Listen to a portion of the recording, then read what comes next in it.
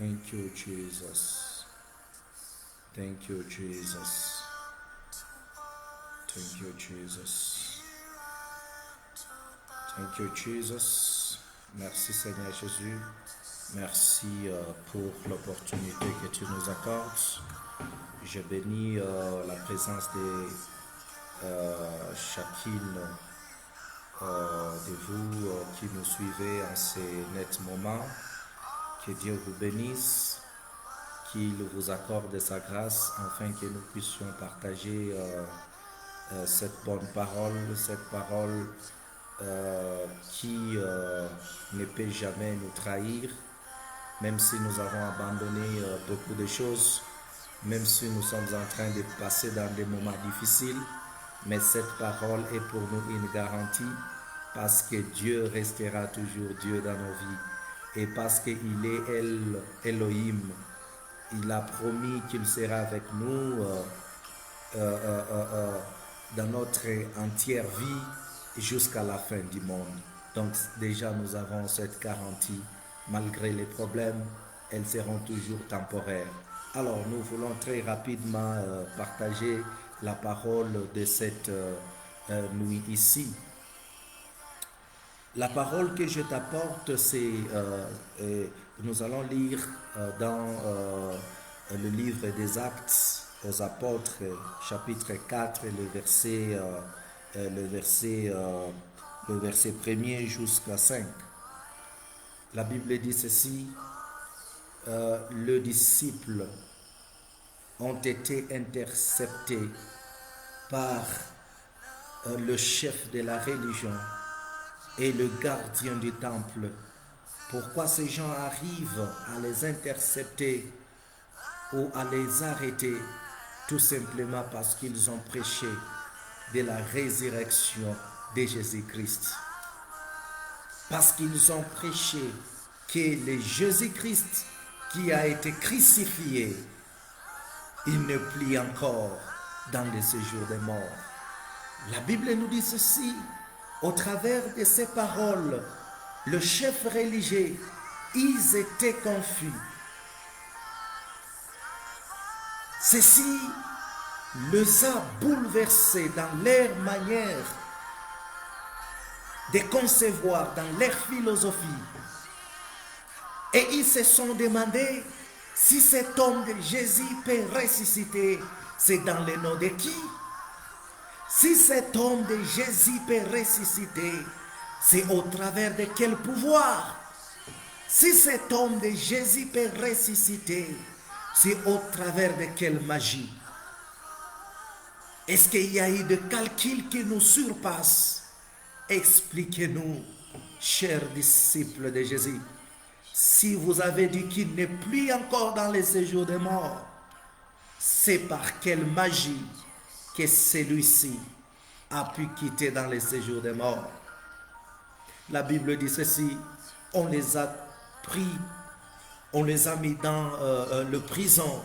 Malgré qu'on les a mis dans les prisons, la Bible dit ceci, la parole que les disciples, que Jean a pu prêcher, cette parole que Pierre prêchait, cette parole a commencé à secouer les âmes, à secouer le monde, à secouer les hommes et les femmes et les enfants, à croire encore à cette parole. La Bible nous dit ceci, le nombre de disciples a augmenté parce que quand on les arrête, cette parole de la résurrection, cette parole qui annonçait que Jésus-Christ n'était plus encore dans le séjour des morts, a apporté une multitude, a apporté encore beaucoup de disciples ont pu croire à cette parole.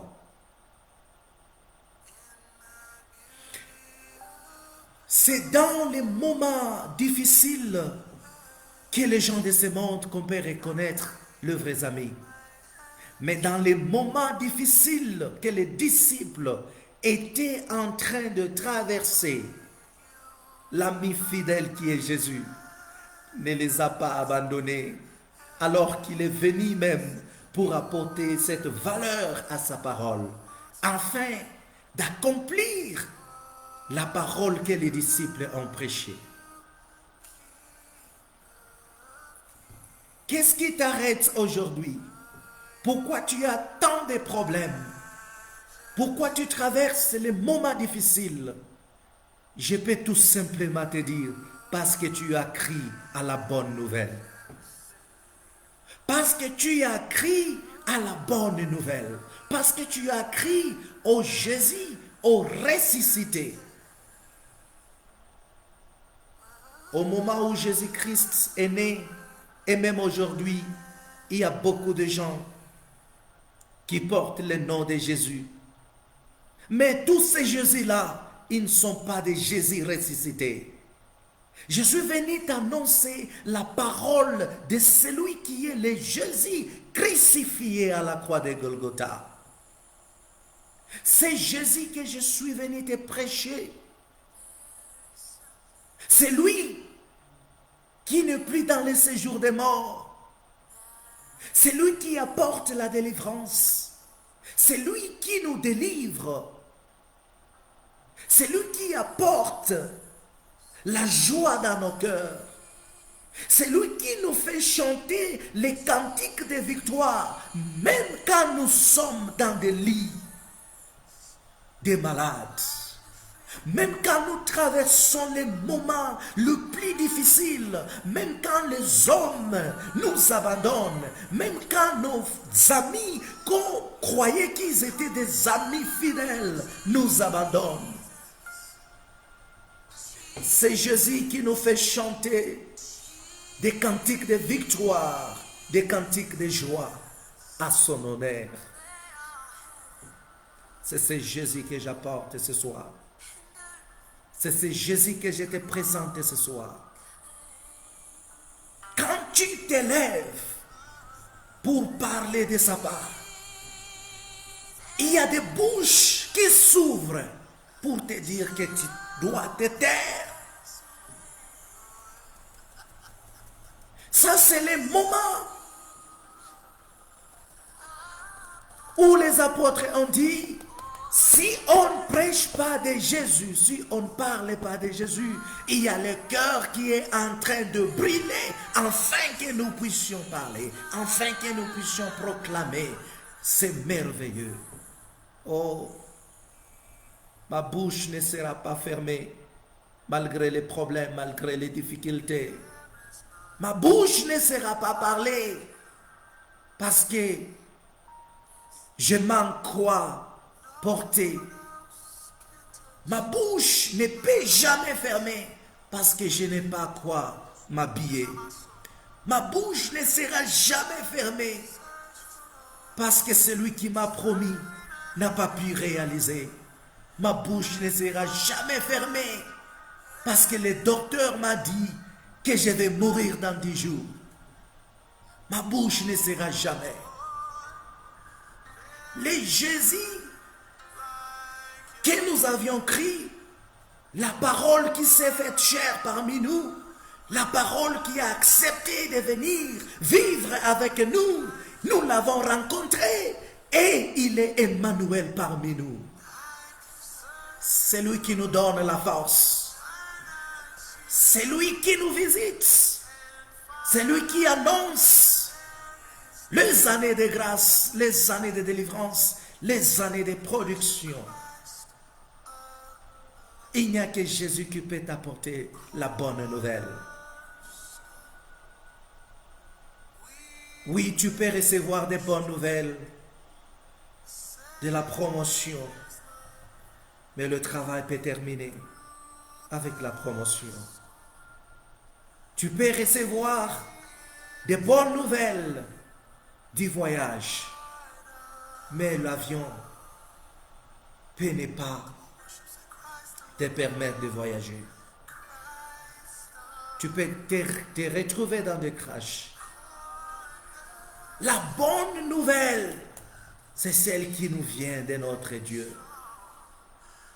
Nous avons cette pleine garantie, c'est en Jésus-Christ.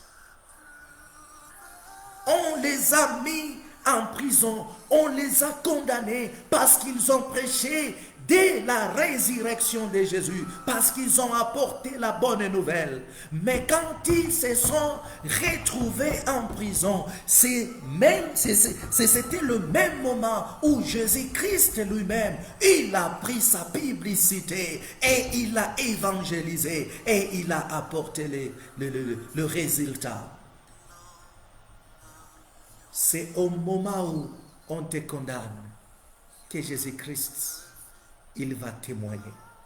Jésus-Christ va prendre, il va donner valeur à son œuvre. Il est temps que nous puissions disparaître et que l'œuvre de la croix puisse nous justifier. Il est temps de donner à l'Éternel le temps. Il est temps de donner à notre Yahweh le temps, afin qu'il puisse se manifester. Hallelujah. Hallelujah. Glory to Jesus.